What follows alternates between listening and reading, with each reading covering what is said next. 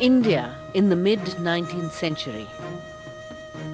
As the British extend their control and influence over the country, it doesn't seem likely that much could threaten their long-term survival. However, there is lurking fear and suspicion of Tsarist Russia's designs, and so begins the Great Game, a series of tactical and surreptitious steps aimed at keeping the Russian bear away from India. It involves forming alliances with regional rulers in order to be able to confront the Russians if and when they come. It also involves sending spies to neighboring areas to study the terrain from which a potential attack could come. The Great Game was about anticipating the enemy's every move, a shadow boxing of disguise and identity in which both Russia and Britain participated. The northwest frontier was to become the primary theater for these maneuvers, as was Tibet on the eastern side of India.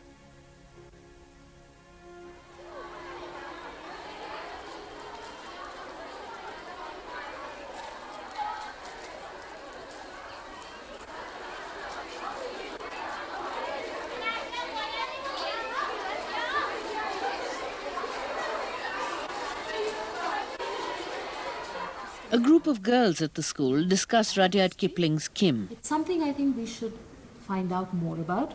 There's a lot written about it. If you remember when we were studying about the British policy vis-a-vis the northwestern frontier of India, we talked about the fear of the Russians. Do you remember that? Yes. All right? Russophobia.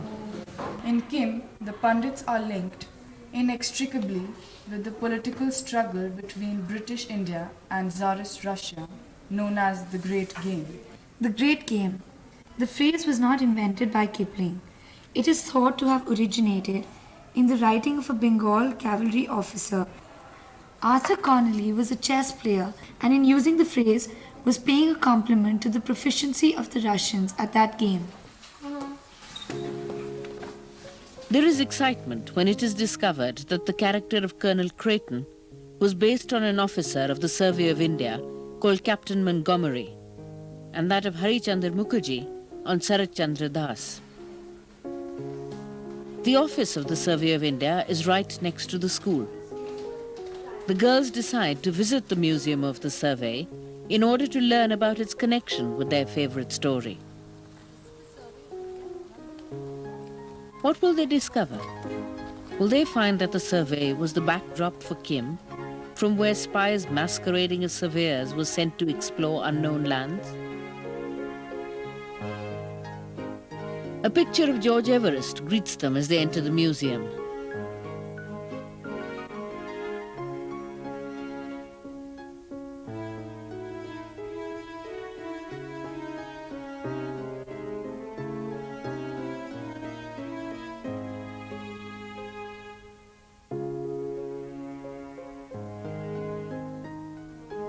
They pass by instruments, maps and images, all of which tell the checkered history of the survey. But they are today interested in knowing more about the characters who were Kipling's inspiration. Around the middle of the 19th century, not much was known about the land we today know as Tibet. There were comprehensive maps of India, but there was not enough information about Tibet. For the British, suffering from Russophobia, this was a major cause of worry, because they didn't know how far the Russians were from India and were scared in case the rest of India could be cut off from the then capital, Calcutta. Foreigners were not allowed into Tibet, and fierce Tibetan guards patrolled the borders with India. Illegal entry into Tibet meant certain death. But information about Tibet was vital for what the British perceived was their immediate interest. A A young British officer by the name of Captain Thomas Montgomery from the Survey of India then came up with a scheme to send Indian surveyors in disguise into Tibet to find out some details as well as to map the country. A bunch of trainees was brought to the survey headquarters at Dehradun. Here they were trained to disguise themselves as monks in order to conduct the surveys. At Dehradun, they were taught to take measured steps, approximately 33 inches under all conditions, whether uphill, downhill or on level ground.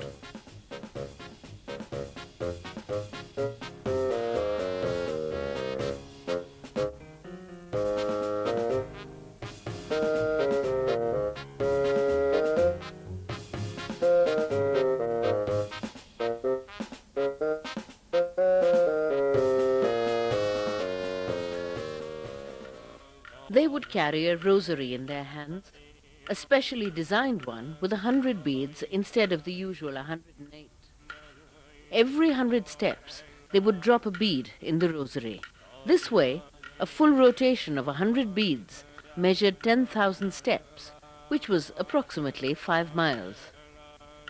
They carried thermometers to be able to check the boiling temperature of water in order to calculate altitude at different places.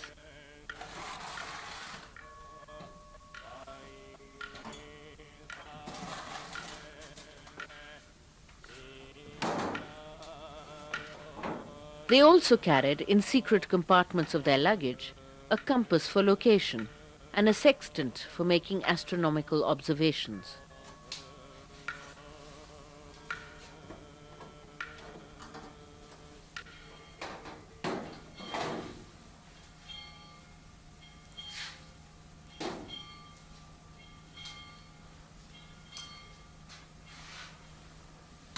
The prayer wheel contained an empty chamber in which notes were kept.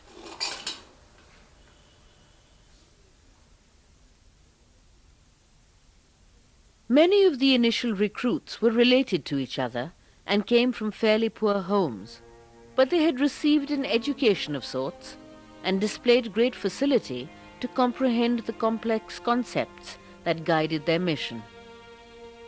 Another advantage they had was that they belonged to families of traders, which regularly moved in and out of Tibet.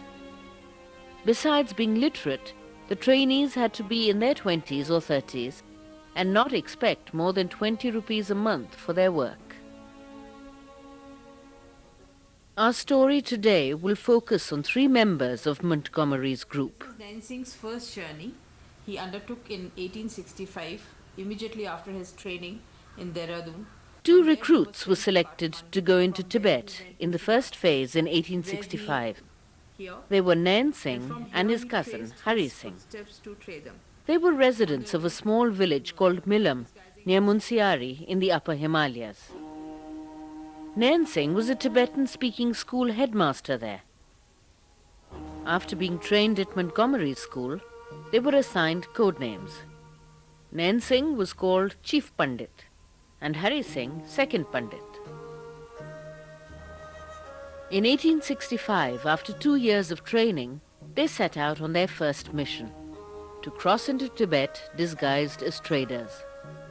They went via Kathmandu, where the 2 parted ways and Nain Singh headed for Lhasa. He attached himself to a large caravan of Nepalese traders crossing into Tibet.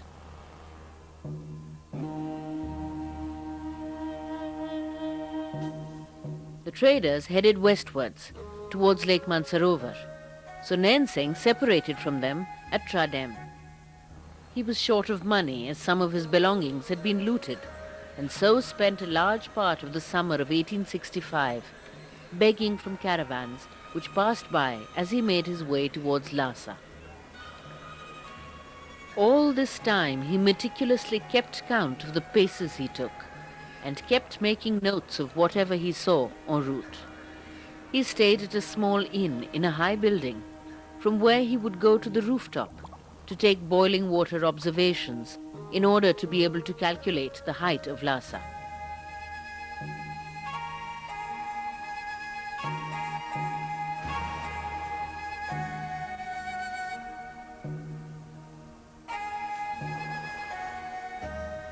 He calculated the latitude of Lhasa to be 29 degrees 39 minutes and 17 seconds. Contemporary readings find this to be off by just over a minute.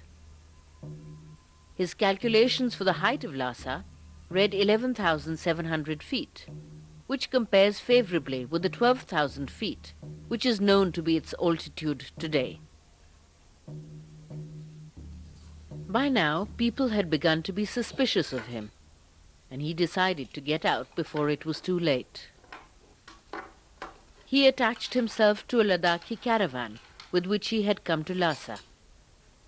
The 500-mile return journey followed the great trade route along the river Jonglam, thus allowing Nain Singh to chart out the course of this river to complement that of the Sangpo that he had charted on the way up. He separated from the caravan at Mansarovar, from where he continued alone along the route back to Mussoorie and Dehradun, via Milam and the Upper Himalayas. During the year and a half he had been away, he had counted over 2.5 million paces, which worked out to over 1,200 miles. He had provided fresh knowledge about Tibet, which was to become the basis of the most authoritative map of Tibet for the next half-century. Nain Singh made 2 more journeys after his return. One in 1867 to find out about the Thok Jalung goldfields, and the other in 1874-75 to go from Leh to Lhasa on a northern route. The British suspected that there were rich gold fields in Tibet and were keen to know more details. Nain Singh's journey was a desolate one, mainly at altitudes over 14,000 feet, with passes as high as 18 or 19,000 feet. He crossed hardly any humans on this journey, only sheep and shepherds. Terrible cold winds spread through this barren land. It was the most desolate area he had ever been to. To ensure he wasn't robbed this time, he hid his money in different places, including the rear of his donkey, who was conveniently called the government treasurer. The reputed geographer Colonel Henry Yule's comment about Nain Singh is significant. Nain Singh, he said, is not a topographical automation, or merely one of a great multitude of native employees with average qualifications. His observations have added a larger amount of knowledge to the map of Asia than that of any other living man.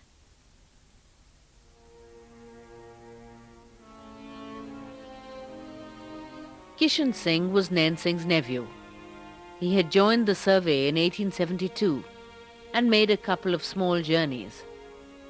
But it was in 1878 that he was sent on a journey which is considered mind-boggling even by today's standards. While other explorers had skirted the area bordering India, Kishan Singh was sent to the northeastern corner of Tibet, close to the Chinese and Mongolian frontiers. He set out from Shigatse and went to Lhasa, where he was stranded for a year because he could not find a caravan which would take him to the desolate areas he wanted to go to. He used his time there to do an extremely detailed map of Lhasa. During this period, he also learnt Mongolian in case it proved useful where he was going. Finally, he found a caravan going towards the Kokonor Lake. En route, the party was attacked by armed bandits. Kishan Singh lost all his money and animals. Fortunately, his survey instrument survived, as did his manservant. Forced to seek survival, his manservant begged on the streets, while he tended goats and other animals.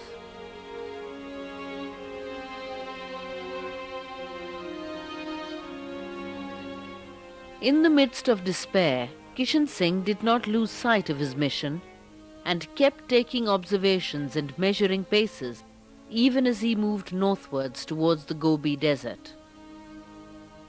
They went as far as the oasis town of Tung Huang in the Gobi Desert, from where they pushed on further north into the desert towards Lop.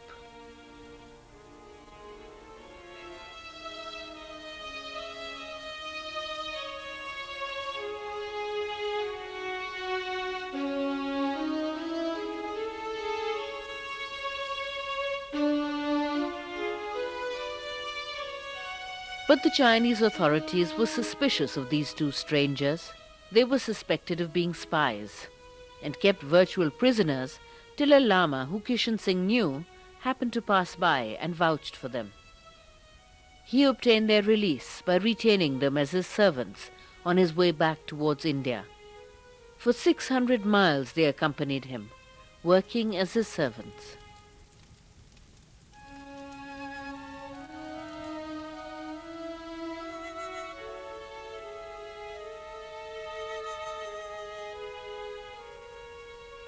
Finally, over 4.5 years after they had set out, they reached Darjeeling. Over this period, he had been keeping meticulous records of all his activities. He had charted over 2,500 miles of the most inhospitable environment of Tibet. This meant he had measured over 5 million steps in the bargain.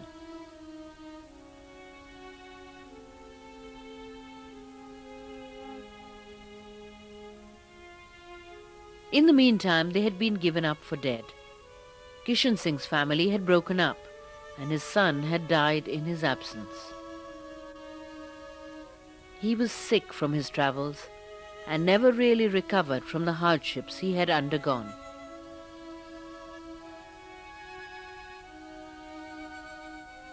Kishan Singh was awarded a gold watch by the Royal Geographical Society, as well as a title to some land. However, the gold watch was stolen.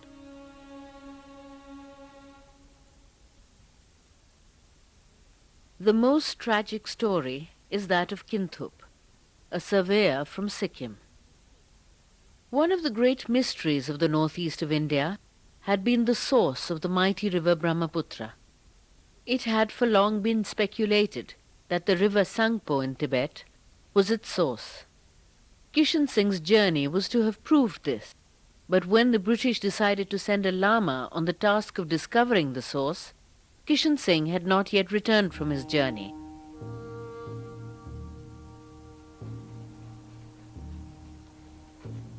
In 1880, Captain Harmon of the survey chose a Lama to go on this mission. Kinthup was attached to the Lama as assistant. Unfortunately, the Lama lost interest in the mission as soon as he was out of India. He finished his money on wine and women and sold off Kinthup as a slave to a village headman and disappeared himself.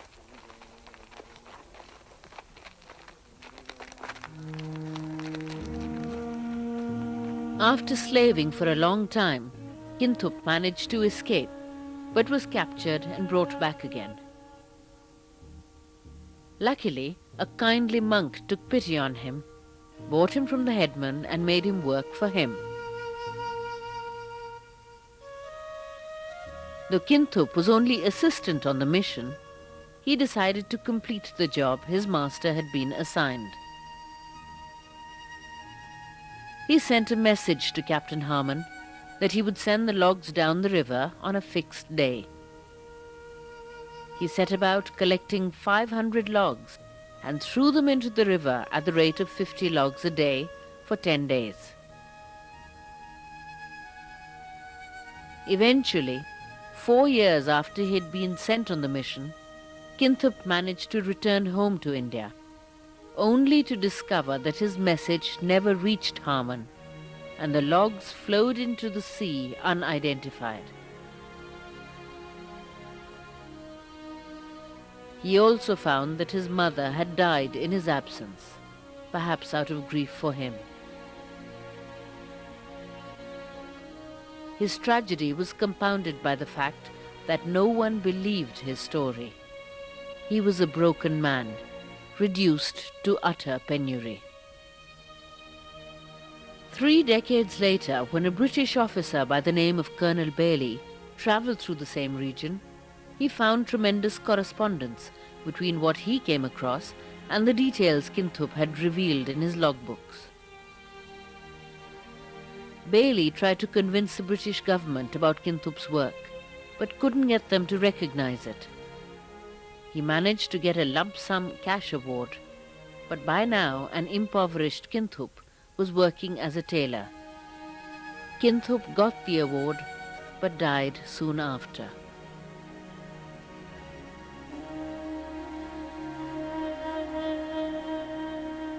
There were other explorers like Nain Singh, Kishan Singh and Kinthup. Men who risked their lives, sacrificed their families, suffered pain, physical hardship and even humiliation for the sake of their